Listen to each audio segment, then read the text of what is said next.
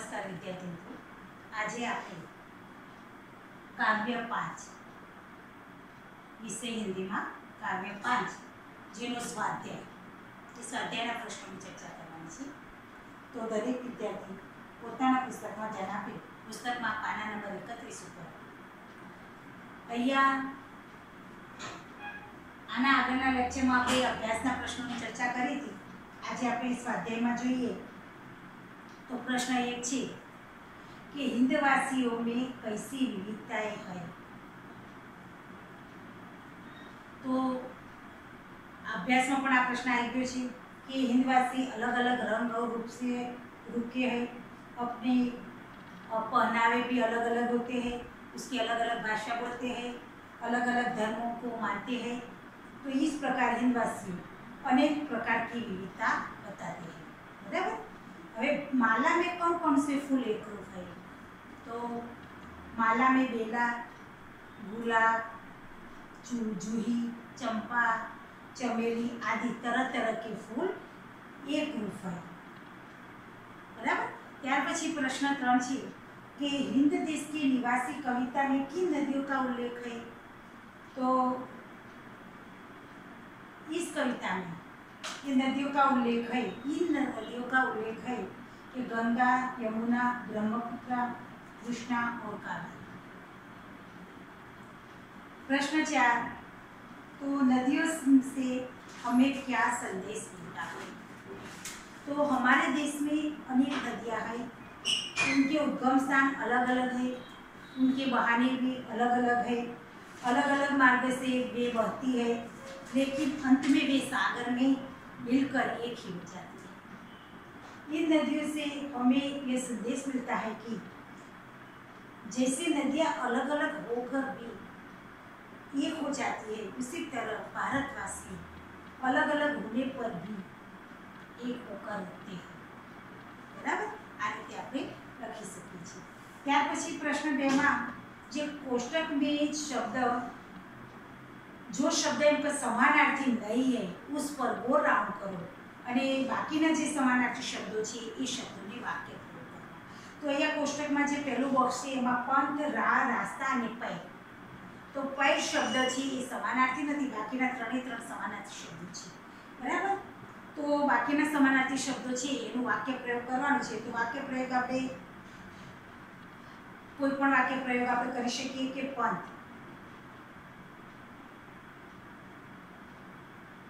तो यह पंथ इनका सरल नहीं है।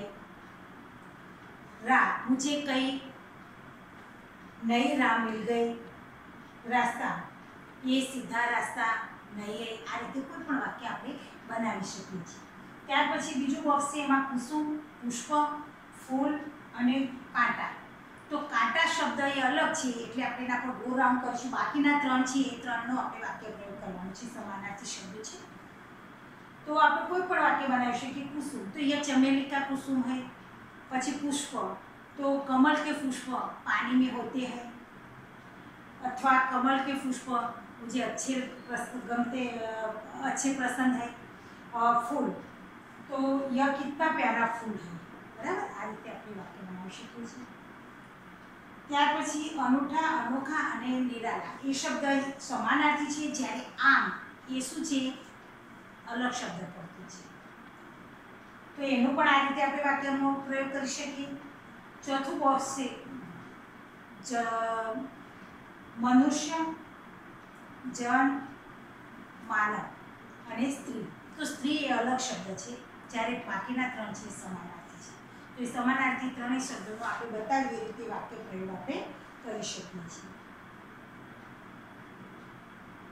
ત્યાર પછી આપણે જે સ્વાધ્યાયના પાછળ જે ભાષા સજ્જતામાં બતાવે છે કે અહીંયા જે પ્રિયંકા મીના ને જે સંવાદ છે એ સંવાદમાં આપણને શું કહેવા માંગે છે? તો એ સંવાદ બતાવેલો છે। સંવાદ ઉપરથી કહે છે કે अब आप बताइए कि उपयुक्त संवाद में व्यक्तिवाचक संज्ञा कई कई છે એને અહીંયા નીચે નામ લખવાના છે। તો કહે છે પ્રિયંકા, મીના અને સીમા ત્રણે ત્રણ શું છે? વ્યક્તિવાચક સંજ્ઞાઓ છે। બરાબર। પ્રિયંકા, મીના અને સીમા ત્રણ વ્યક્તિવાચક સંજ્ઞાઓ છે, કારણ કે સંવાદમાં એ ત્રણના નામ છે, નામપદ એ વ્યક્તિવાચક છે।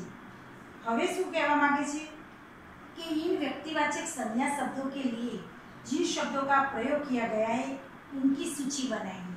तो अहिया प्रियंका के लिए क्या क्या शब्दों आमा वपराय छे, तो अहिया बताई शको तमे कि प्रियंका माटे आप, मीना के लिए तुम, तू, मेरा, मैं, मुझे, आ बधा मेरा मीना माटे छे। अने सीमा मौसी के लिए एम तो उन्होंने, बराबर, एमना माटे उन्होंने शब्द वपरायो छे। त्यार पछी आपणे समझीए कि प्रश्न जे आगळ बतावे छे त्रण के नीचे दी गई परिभाषा को पूर्ण कीजिए। अहींया बतावे छे आपणे कि जो शब्द खाली जगह के स्थान पर प्रयुक्त होते हैं उन्हें सर्वनाम कहते हैं। हवे कोना स्थान, तो संज्ञा, जो शब्द संज्ञा के स्थान पर प्रयुक्त होते हैं उसे सर्वनाम कहते हैं। संज्ञा के स्थान पर जो उपयोग में आपने लईए छे तेने सर्वनाम कहेवाय, बराबर। हवे प्रश्न 4 आगळ जोईए आपणे, तो कि वाक्यों ने पढ़िए और बोलने वाले, सुनने वाले और अन्य व्यक्ति को सूचित करने वाले जिन सर्वनाम शब्दों है का प्रयोग किया गया है उन्हें अलग छांटकर लिखिए। तो अहिया बतावे छे कि मुझे बल्लेबाजी से में मजा आता है, तो मुझे शब्द आवशे, कयो आवशे? मुझे। हम मैच जीत गए, तो हम। तुम अच्छे क्षेत्र रक्षक हो, तो तुम। तुम्हारी गेंदबाजी का जवाब नहीं, तो तुम्हारी, बराबर। वह कैप्टन है, वह। અને उसने एक लंबा छक्का लगाया, उसने। तो अहिया दरेक वाक्यनी अंदर मुझे, हम, तुम, तुम्हारी, वह, उसने आ जे प्रयोग करेला सर्वनाम छे ए बधा, बराबर। हवे प्रश्न 5, विधानों के पढ़िए और खुद के लिए प्रयुक्त सर्वनाम को छांटकर लिखिए। तो अब राजीव स्वयं बल्लेबाजी करने आया, तो स्वयं शब्द आवशे। मैं अपने आप चला जाऊंगा, अपने आप, बराबर। आ रीते अहिया सर्वनामने अलग करवानुं छे पोताने लखता। तो मित्रों अहिया जे आगळ स्वाध्यायना प्रश्नोनी चर्चा आणि भाषा सज्जतामां जे थोड़ी समज आपी त्यां सुधीनुं दरेक विद्यार्थी पोतानी नोटमां लेसन करवानुं छे અને तैयार करवानुं छे, बराबर।